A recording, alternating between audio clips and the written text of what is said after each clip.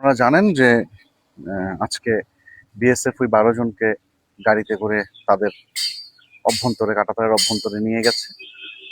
আজকে ঠিক 10:30টার সময় একটা পতাকা বৈঠক হয় আমাদের অফিসার পর্যায়ে।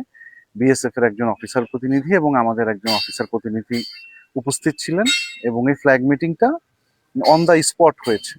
যেখানে 12 জন লোক আটকে ছিল ঠিক সেখানেই হয়েছে।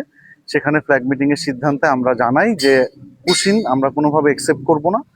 এদেরকে পুশিং করা হয়েছে, আমরা এই লোকজনকে আমাদের বাংলাদেশের অভ্যন্তরে কোনোভাবেই অনুপ্রবেশ করতে দিব না।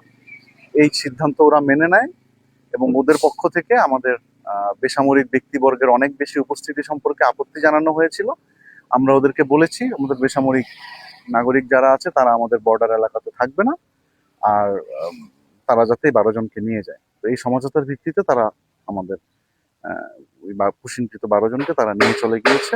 এখন সীমান্তের পরিস্থিতি স্বাভাবিক আছে, বাট এই পুশিং রোধে আমাদের যে তৎপরতা ছিল সেই তৎপরতা আমরা সবসময় বজায় রাখবো।